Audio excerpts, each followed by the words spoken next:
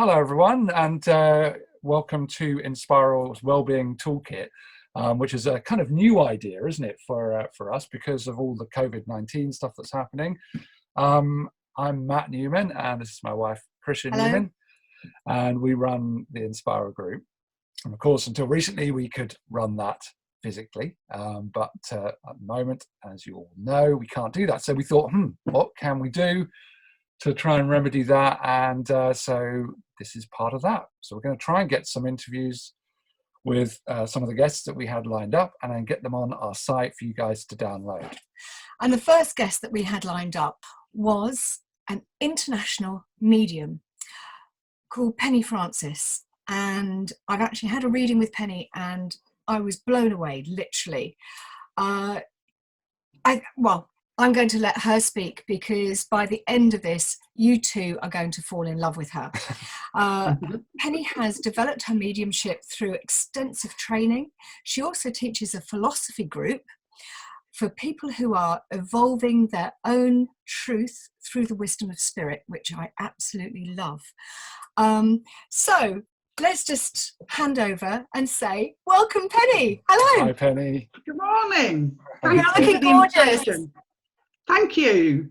Yeah, it's not such a nice day, but actually you've made it a really great day. So, you know, nice and sunshiny smiles and openness and brightness and all that good stuff. So that's good to hear. Thanks for opportunity and invitation. So no, thank you. I'm just glad we can make something happen. Thank goodness for the internet. I shouldn't say that actually, because touch wood, because that's probably going to ruin it all. But that's going to go down now, isn't it? But I think we can. I've got a few questions that we wanted to ask, really, and I think over the years we've been running Inspiral, we've had a few mediums, haven't we? And I think there's always been these questions that we've kind of wanted to ask about the gift and how it works. And I guess one of the first things is about when you know that you've got the gift. How does that manifest itself? And, you know, is that with you when you're a child? And if so, what's that like? Does that sort of mark you out differently from other kids? And what's that experience like? Or is that something you find in later life? I think it was unknown to me at the time that it was very evident that spirit had been with me since I was a young child.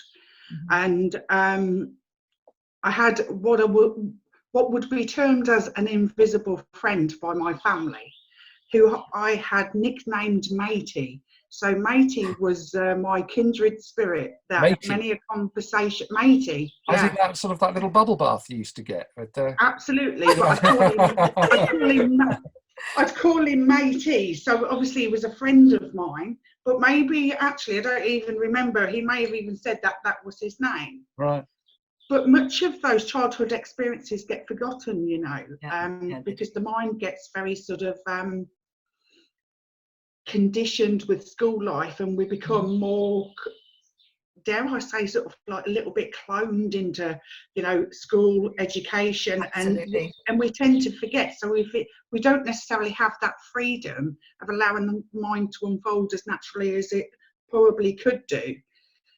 But I remember being 14, 15 and experiencing things very strongly, and even being at school and feeling very different and not fitting in. And I'm sure this is going to resonate with a lot of individuals, but I always had that pull towards the psychic and understanding more. There was a curiosity within me that was really looking for something more, because I felt so unfulfilled. There was something missing in my life. And I thought, actually, for most young people, that's usually the same thing.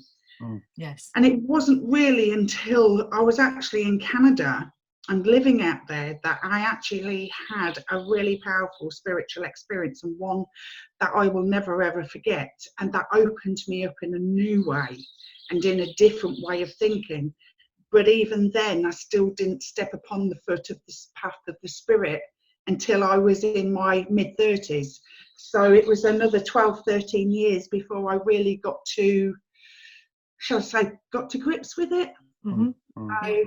Yeah, it was a slow process, but lots of learning and understanding and life experience and shocking, traumatic life experience in between, you know, that time, early 20s and sort of mid 30s. So you get to know yourself really well, you know, and that wonderful experience of being that individual as a human. You think you know yourself well. Let me just tell you, you don't. You think you do, but you don't. Yeah, true. You don't think about that, do you? I suppose often that you have to actually develop the gift. It's not something that just arrives and that's it, and you know how to use it. It can take a very long time, I imagine. Yeah, it was there. And I suppose the whole process was nurturing it. I remember being married to a soldier actually in my early 20s, and we were posted to Germany.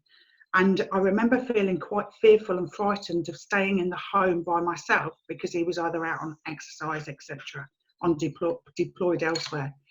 But I felt presence with me, like so strong. And I immediately thought it would be dark because it's not something that I would normally feel. And so actually I realised when I really felt into it and became comfortable with it, that it had been a family member. Right. And somebody I'd been very close to, which was my dad's brother, and he made himself very sort of known to me, and I took great comfort in that, and I actually carried it forward. So just before I'd gone out to Canada, there had been that presence of another, of a spirit. Oh, interesting. Okay. So how did that feel? Because some people say I smelt something, somebody's tobacco, or when you say you felt a presence, what do you mean by I felt a presence? It felt like a cloak. Right, okay, that's beautiful. A cloak, like something coming over my shoulders and over my head. But when I tried to look to see what it was, knowing it was spirit, that much I did know. It felt like a heaviness because I wasn't used to it. I wasn't my awareness wasn't where it is now, that I understand actually this is the blending and the connection that I had with the spirit world. So I wasn't frightened. So when was that actual point, that moment when you said, right, I have this calling, I've got to develop this? When was that, and how did you go on then to find, because often people are going, oh well, I found a circle but it didn't work for me, so I left that, and their journeys, yes, you do go through different phases on that journey, but how did you find the right place for you? Well, quite interesting. I'd gone through a separation with a partner after moving from Lincolnshire to Norfolk, and as I started to unfold and started to become a little bit more self-aware after sort of the dissipation of the trauma, because it does leave trauma, separation does, I realised that actually I was going to nurture and develop this ability within. And I was given a phone number by my hairdresser of a lady that was also a medium that ran circles. And so I called her. And so we had quite an extensive chat on the phone, and she invited me to an awareness group that she was running for 6 weeks. And the first 4 weeks was working psychically to know the difference between psychic and spirit, and the last 2 weeks, the connection with spirit.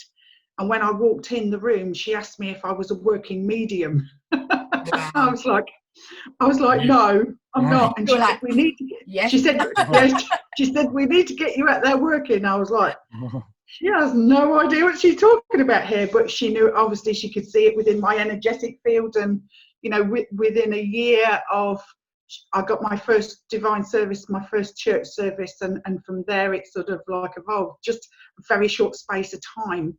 But I'd just like to mention that is not always the case for everyone, because it was obviously already there, and through life experiences and truth and understanding of as actually self, that development group, that medium opened up that door for me, and allowed me to become what I am now. That was the stepping stone where I needed to be, but everything was there. It just needed to be activated. It needed to be worked with.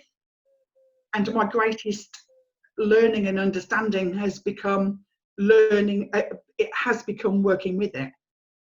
And that's where you start to understand how it works and in what way it works, but in allowing it to unfold it in such a natural way. That actually leads in quite nicely to the other things that we were thinking about around how you manage your gift kind of day to day, and you know what that's like in terms of work. And because we know you work for the NHS, do an amazing job at the moment. Much, Penny. So thank you, Penny. Clap, clap, clap. Thank you, one of our amazing NHS workers, nursing. So how do you manage that at work, for instance, especially, you know, if you've got a patient who is, you know, very, very sick at the moment? How, and would you get a message through? What would you do if you suddenly started getting messages through? Or do you just switch off the minute you go into work? That's it.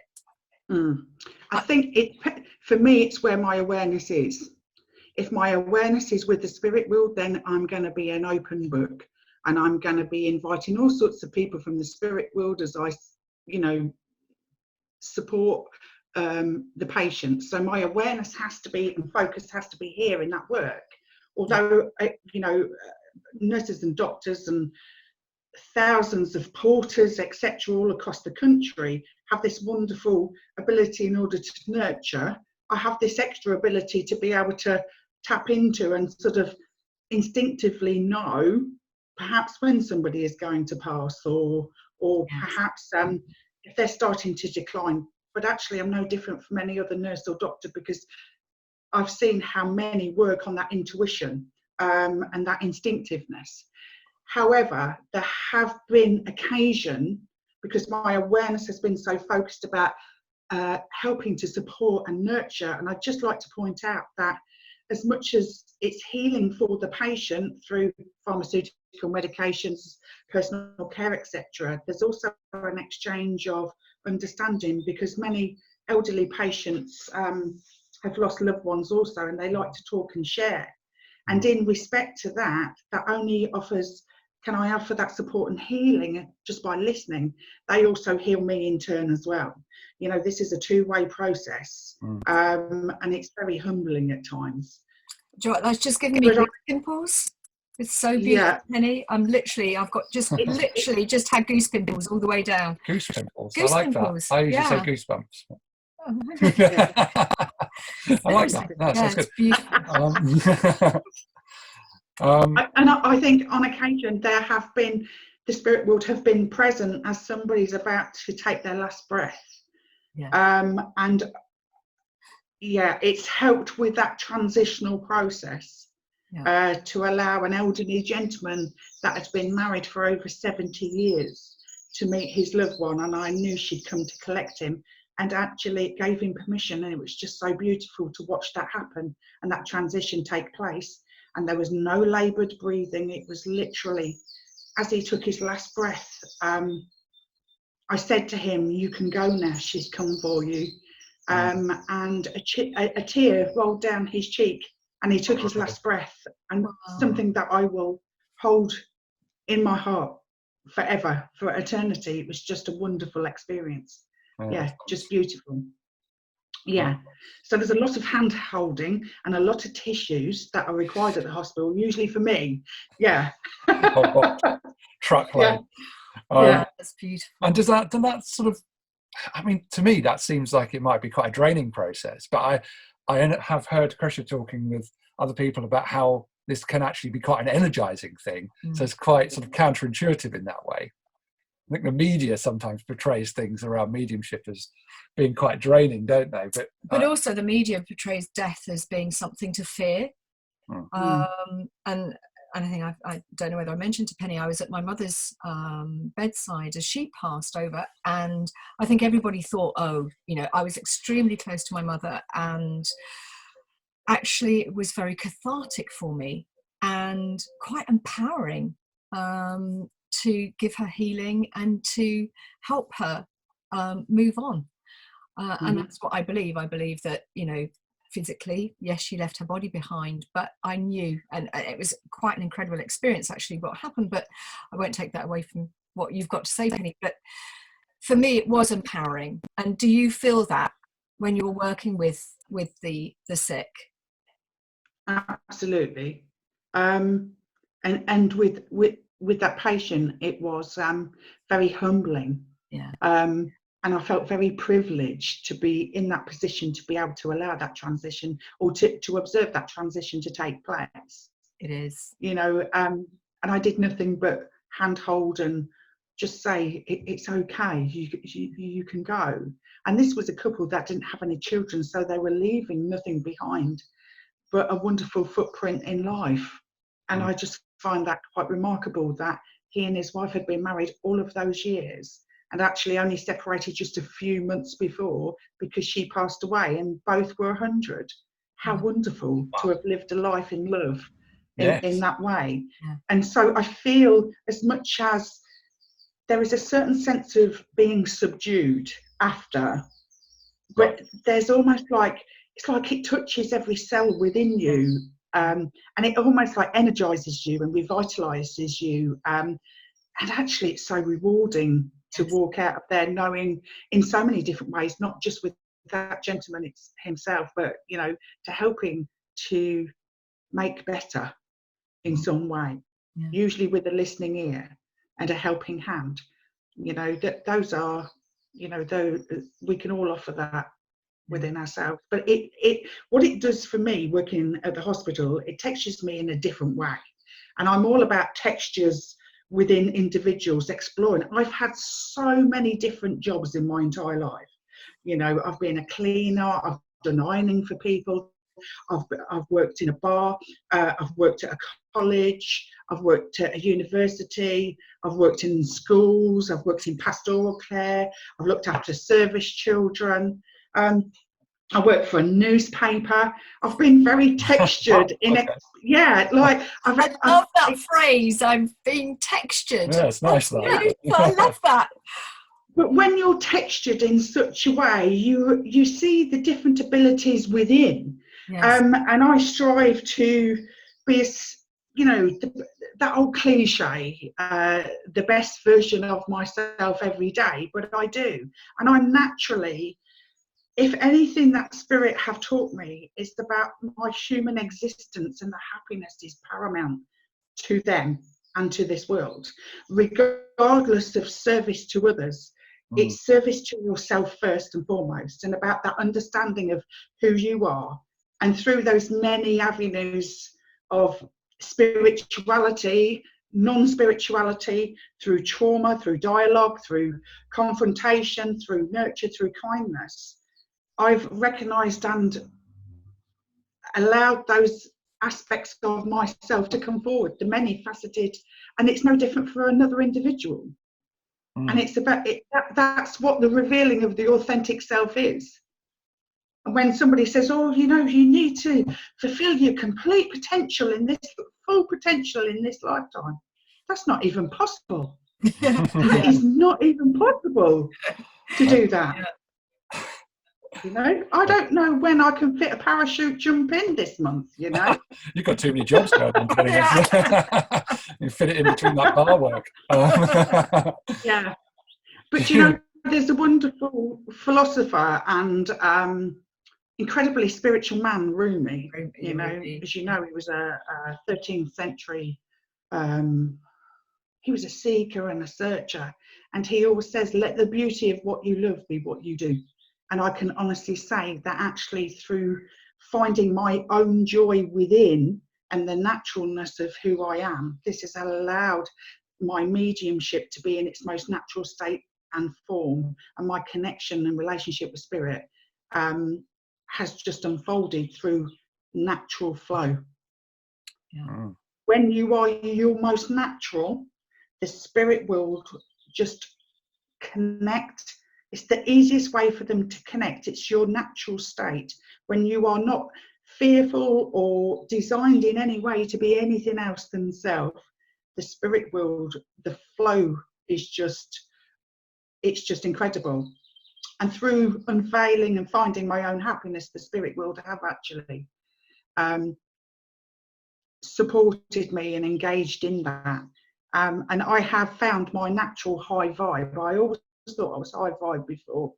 But even I tire myself out when I look at the day-to-day running of Penny Francis. It's just, yeah, I'm just a busy mind, a busy life, and that's how that, and very, very full in so many ways. But it hasn't always been like that. I can tell you, it hasn't always been like that. So I have to have a slurp of coffee. For somebody who is looking at developing or opening up or moving forward with their mediumship, can you offer any advice to them or any tips, daily practices that they should be doing?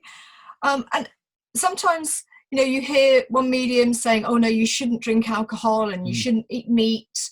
You should really look after your body, because obviously we know it's all connected. So do you drink? Do you eat meat? You know, is that one of your practices? How do you feel about that? Yeah, well, I think it's personal. Yeah, I think it's personal to the individual. I had noted that there are a lot of people that I had seen that were smokers, myself included, and I'd associated smoking with working with the spirit because it was very grounding afterwards. It sort of like brings you back out of that power. But I was using it as an excuse and a bit of a crutch, actually. I didn't want to give it up, but I've finally given up the ghost, you know. hey, She's long gone, you know, and being smoke free. But actually what happened is that my mediumship became more clear. And I thought, well, maybe this was because I was on that point of change anyway. And that when you change as a person and individually, your energy shifts. So therefore, you know, you raise the bar for yourself. So your mediumship changes as well. But then I thought, well, I have made physical changes to my body, so it must be quite apparent. But the proof in the pudding was, I know instinctively, I like to have a drink. I'm not a regular drinker. I'll go along to a celebration and, you know, I'll have a few of my favourite tipples. However, I know that if I'm working maybe 2 days later, that I should not do that. But it's just an instinctive thing that I feel better in doing so. Yeah. And I have this little thing in my little mantra is don't mix spirit and spirit. I actually don't feel, and that's a two-way stretch too. Yeah. But I've also become, since last September, become vegan, but it was through, I wanted to become vegan because it was a personal health style choice. Many reasons for doing it, but it was just a personal choice. And I have to say that since giving up meat and dairy and smoking, that my work is the sharpest and clearest it has been in a lot of years. That's interesting, isn't it? But let me just say, I am not spouting for any moment that you should do this and not eat this. It is a personal choice. Yes. And it felt right for me. I never, ever, ever thought I would ever give up meat, ever, because I enjoyed it so much. And I'm not saying I won't ever eat it again. It's just at that time it feels right to do that. And I enjoy, you know, I cook from scratch anyway. So it's a healthy lifestyle choice for me. But my work has, the clarity within which my work has evolved really makes me very happy. So I'm going to stick with it, guys, because it works. No, absolutely. You're not coming across as evangelical. No. That's fine. It is. It's, you know, it's everybody's journey, isn't it? And I love that you've used the phrase "give up the ghost" when you talk about smoking. I didn't realise I said that. Yeah, give up the ghost. No, that's great actually. And I think on a practical sort of level, and bear in mind that, you know, I haven't. I've had a few readings personally, and I've always been intrigued by the way mediums get messages, because I've always wondered, it seems so difficult for messages to get through, because if you look at a medium, say, who's performing, and one of the mediums that's sort of, you know, in the public eye a lot or something like that, it seems to me like they get messages that are just one word. You sort of, it's almost like a spirit's running past them behind and then just whispering in their ear, sort of Iceland or something like that. And then you're saying, right, you know, well, I'm getting this word. Does that relate to it? Is that sort of how it feels? And why do you think it is that you're sort of, you only get bits and pieces of information like that? Or is that not even the case? In the early days, absolutely. And actually, sometimes what can happen is that one word can mean the world to an individual. You know, it might be a code word between spirit and sort of recipient, code word that they'd agreed before they passed to the spirit world. Actually, if you come through, this is what you're going to have to say. But it's so important, and this is, it's interesting you bring this up. It's so important that actually, I like to bring information through sometimes that people have to go and find out and research. For instance, just by example, I had a lady come for a sitting, and I told her that there was a man in the spirit world that had been imprisoned for a lot of years, but in order to carry out his sentence, it meant him going on a very long journey. I said, he was a thief, he stole. And she said, oh, not a chance, not in my family. There is no way on this earth that anybody in our family has ever done time for stealing, etc. And she said, I said to her, well, he's telling me that you have family in Australia. She said, I've never been there in my life. I don't have family in Australia. And she was very adamant anyway, sort of. I said, can I just leave that with you? Because I knew that the information I was getting was correct. So we put it to one side and we brought through her father, etc. 6 months later, I get an email and she tells me that she's about to fly out to Australia because she has a newfound long lost family, and that her great great great grandfather had stolen the suit from Savile Row, and he had to serve 9 years imprisoned for stealing this suit. But they decided to send him on a boat to Australia, and that's where he did his prison sentence. Oh my God. And so to me, that information, and actually to get feedback maybe almost like 6 months later, she said, you were so right, I'm so sorry. I said, well, don't apologise, because I'm just so pleased that you took it and remembered it. And she said, I have no family here in this country, and yet here I have in Australia a whole new family, and I'm about to meet them. And that's amazing. I just think that's wonderful. Yeah. I think it's very important, just going back to individuals that want to start to work with spirit, is that if you ever decide to become a medium, either one-to-one sittings, through healing, or through a demonstrating medium, it is always important to know the difference between psychic and when you're working psychically and when you're working spiritually. When I say spiritually, with the spirit world, because it's very easy to bring somebody's contact through the energetic auric field of a recipient through psychic. And so actually bringing forward evidence that has to be researched is one of the ways of knowing that actually the individual, the medium's working mediumistically. Right. So those that are actually looking to venture out to find a circle, always go by recommendation. If you've got someone you know that says, actually, I'm getting so much out of it, it might be right for that person, but not be right for you. So go and dip your toe in a few circles. Go and find out how it feels to you. Who makes you feel good?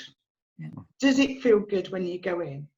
Are things being said to you that actually you think, this doesn't sit right with me? And if it doesn't, use that intuition and move away.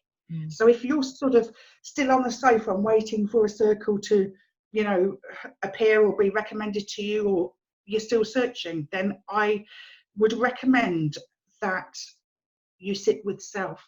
As a good hygienic practice, spiritual practice, to sit with self, to start to just understand your own, be the observer of your own thoughts. Because if you start to really understand your thoughts, you'll understand how you feel. And then you'll get used to understanding whether you're empathic, compassionate, I think I've already said that. But actually, there's this self-realization as to who you are. And you'll get to know your own natural flow. at that point in time, I would not recommend, unless you're comfortable, asking spirit to come and blend and increase that relationship with you, because that relationship will come in time. Mm-hmm. At this moment in time, it's about understanding who you are, being part of, and then if you get invited to a group, then you can start to evolve and develop and understand better about how spirit feels for you. Mm-hmm. And it's always better to be in an environment with others when that happens, because if something does happen and it's quite a strong, powerful experience, you can be, and you're there on your own, you can be frightened. It's nothing to be frightened about. Believe me, if it was, I wouldn't do it. Because sorry, Penna, I know that you run groups. You run your philosophy group and development circles. Obviously, at the moment, we can't meet up physically, not together anyway. I can meet up with you in a park on your own, 2 meters away. Not in Scotland. Not in Scotland or Wales, so sorry. But you're going to be starting an online circle. We'll put your website up at the end. And how can people get in touch with you? Well, via the website, there's an email link there, a subscription link, but if you use that as an email and get in touch that way, and just put in the subject online circle, brilliant, and we'll see sort of what the interest is there. And we'll go from there. I mean, it's in its early stages. I mean, I have ideas and plans, but I think it's always best to find out what actually it needs to be tailored to the needs of the individuals. Mm-hmm. You know, I like to get to know the people that come and sit with me, and it's not about me, because we're like no lesser nor greater than one another. It's just that I probably have been developing it and understanding it longer. The experience. And we'll talk about it's just about experience, really. And we'll talk about anchoring and actually self-protection, because I'm not one to protect myself. I just, on a daily, I know I'm naturally protected by the spirit world, and I trust in that. And it's about that intention. So we talk about anchoring, as some people call it grounding. I like to call it anchoring. It keeps you grounded. You know, if ever I need to be grounded, I shall do some hand washing of socks, or blouses and things like that in the sink if I just need that bit of grounding. For me, ironing's a wonderful thing, but it gives me inspiration. So it's like it being in an altered state of awareness when I'm ironing. I'm like off in another world. So and then you're getting paid for it as well. So Yeah, that's right. It's actually quite interesting. You were talking about sort of the ground, the anchoring, as you say, and rituals. I mean, we've been talking about rituals so much lately, haven't we, because of the book that we've been working on. But do you kind of use rituals on a daily basis? I know you were talking there about washing and grounding. Is there anything specific to honing your gift and exercising that sort of that mediumship? For me, I sit in the power every single day. Even if I'm absolutely rushed off my feet, I'll find 2 or 3 minutes just to connect. And I do that by expanding my own energetic field.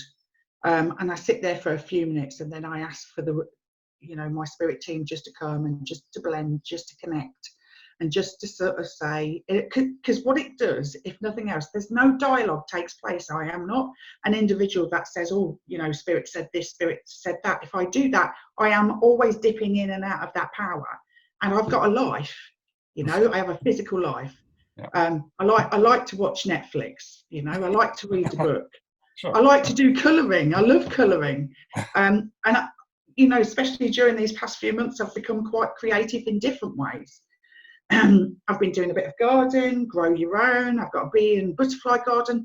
I have to have something else to take me out, because it's good practice and it brings balance and harmony.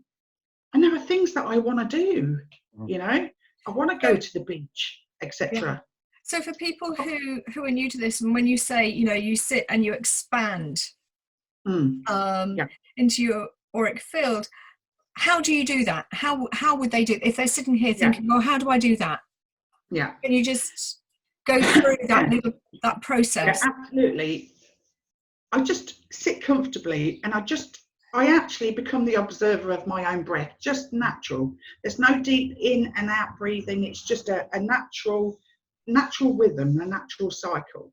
And that will automatically take your awareness to self when you do that. And with that, I just follow the flow of the breath in and out and that expansion. And then I find my light. I don't have to find my light, it's always there. And it's usually in the heart center or the solar plexus. And I watch it start to fill my whole body and then beyond my physical body. So I imagine that I've got a membrane around me, which is my auric field. And I allow that light within to expand within that auric field, and I start to push it out. Then I imagine it touching nature within my garden, you know, through the different sort of layers within the ether. And I set the intention, literally set the intention for the spirit world to come forward and blend.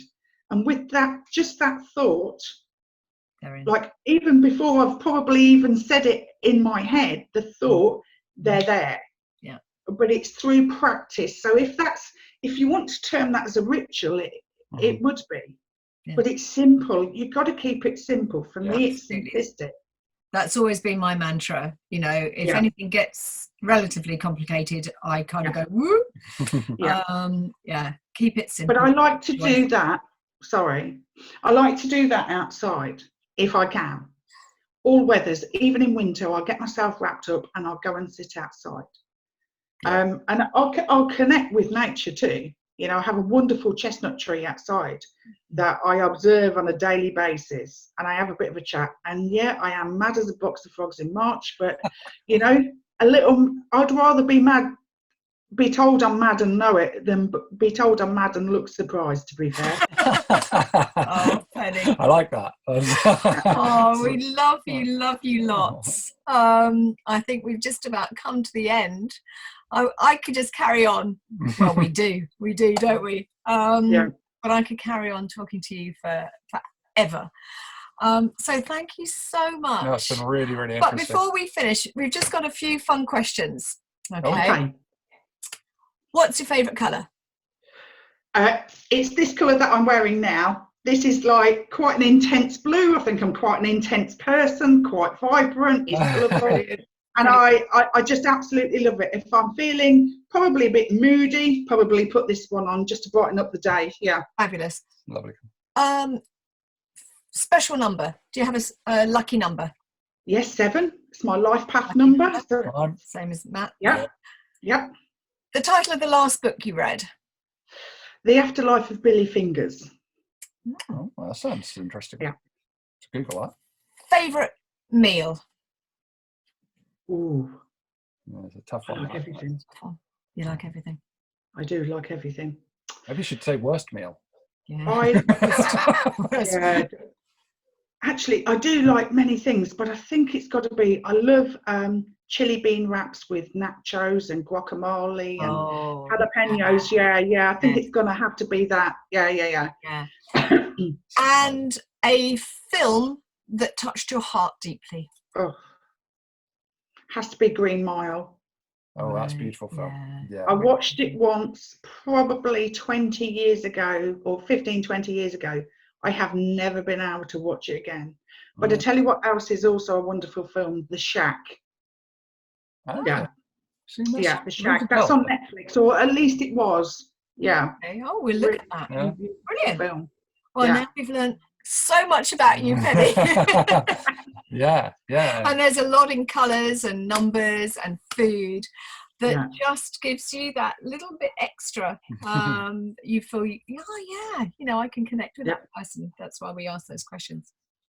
So, Penny, thank you. And as soon as we can get Inspiral up and running again, we look forward to introducing you to all of our members. And can't wait for an evening of demonstration with you. Look forward to it, and thank you very much for the opportunity. I I can only make excuses. Sometimes I'm a Gemini, I'm a born communicator. So if you've overrun and there's lots of editing, that'll be my fault. Not at all. No, No, you're wonderful. Thank you. Thank you so much. All right.